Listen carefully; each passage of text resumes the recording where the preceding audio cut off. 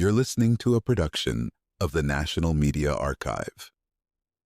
To learn more or volunteer, go to nationalmediaarchive.com.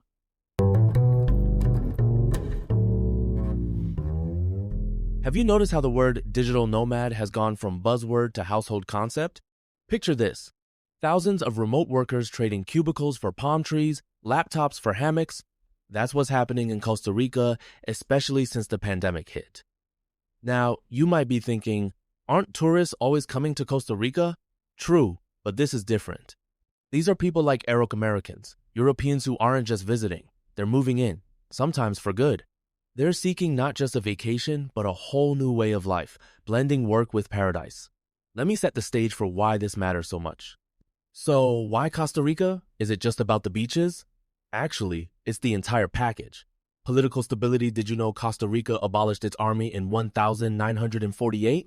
And a steady economy set it apart in Central America.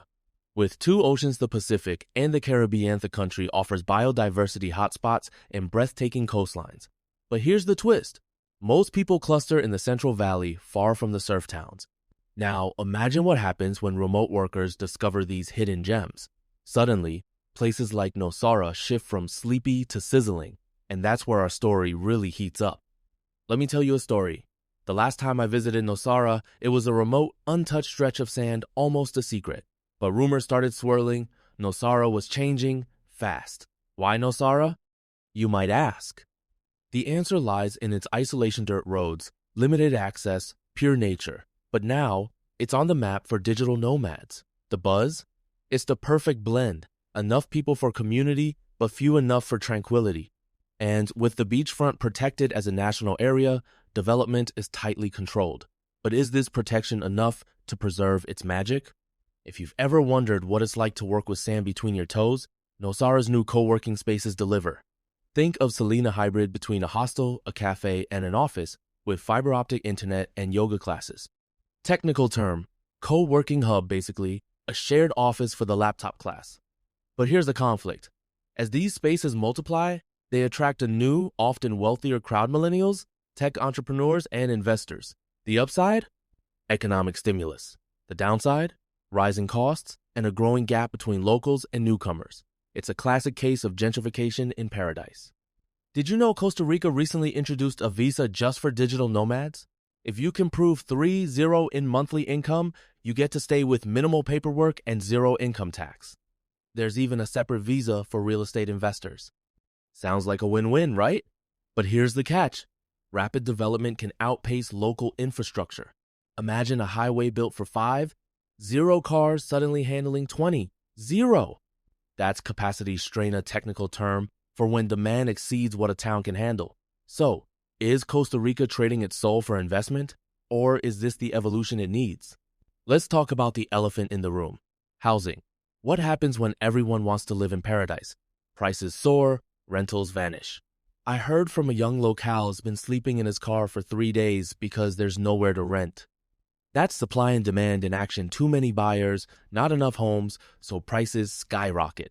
For locals, starting a family or moving out becomes a pipe dream. So here's my question to you.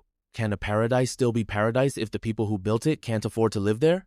Now, you might be thinking, if tourists bring money, shouldn't everyone benefit? But the reality is nuanced. While eating out might not break the bank, groceries in Nosara cost 30-40% more than in San Jose. Why? It's called import premium when goods have to be shipped far from major cities, adding layers of cost. Locals often drive hours just to stock up on staples. So, while digital nomads can pay $1,500 for a studio, longtime residents are squeezed. In the end, economic growth isn't always evenly distributed. Let's get real about the environment. Development brings concrete, but also consequences. Septic tanks overflow during rainy season, spilling into the oceana phenomenon known as runoff pollution.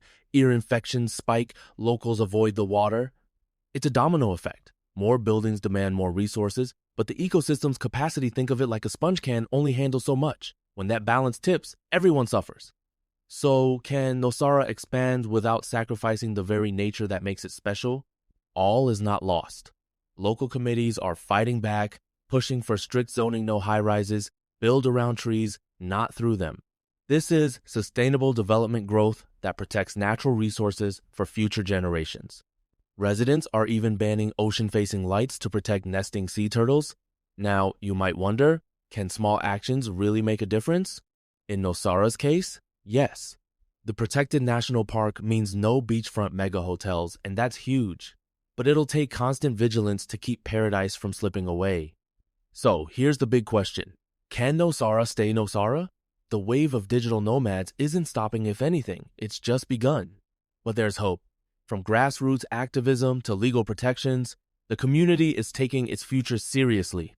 Maybe, just maybe, this new generation of settlers will cherish Nosara's wildness and work to protect it. But if paradise can't adapt, it risks becoming just another overbuilt resort town. As we watch this story unfold, let's remember, the choices made today will decide if Costa Rica remains a haven tomorrow. Before I wrap up, let me share what's next. My team and I are heading to Bangalore, India to explore another transformation, the rise of its startup ecosystem. Why? Because these stories of change, adaptation, and growth are happening everywhere. From Costa Rica's beaches to India's tech hubs, the world is evolving fast. If you've enjoyed this deep dive, share it and let me know what you think. We're betting big on this new series, and your feedback shapes our journey. So, stay tuned next stop, India. Let's keep exploring together.